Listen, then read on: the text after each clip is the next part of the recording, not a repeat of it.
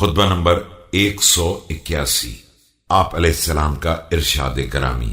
اس جماعت سے متعلق ارشاد جو خوارج سے مل جانے کا تہیہ کیے ہوئے تھی۔ بسم اللہ الرحمن الرحیم۔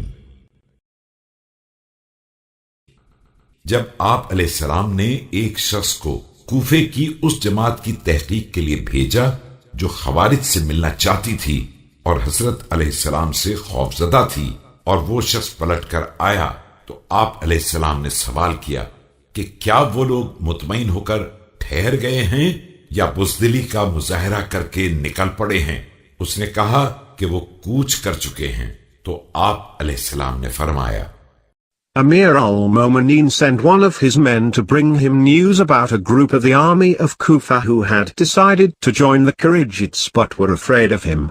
When the man came back, Amir al-Mu'minin said to him, "Are they satisfied and staying or feeling weak and going astray?"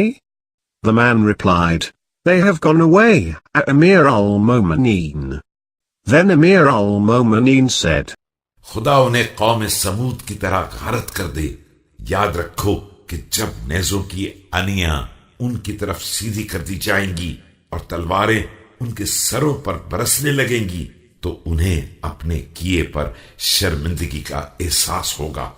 آج شیطان نے انہیں منتشر کر دیا ہے اور کل وہی ان سے الگ ہو کر برات و بیزاری کا اعلان کرے گا۔ May Allah's mercy remain away from them as in the case of Samud. Know that when the spears are hurled towards them and the swords are struck at their heads, they will repent of their doings. Surely today Shaitan has scattered them, and tomorrow he will disclaim any connection with them, and will leave them. اب ان کے لیے ہدایت سے نکل جانا، ضلالت اور گمراہی میں گر پڑنا، راہ حق سے روک دینا اور گمراہی میں منہ کرنا ہی ان کے تباہ ہونے کے لیے کافی ہے۔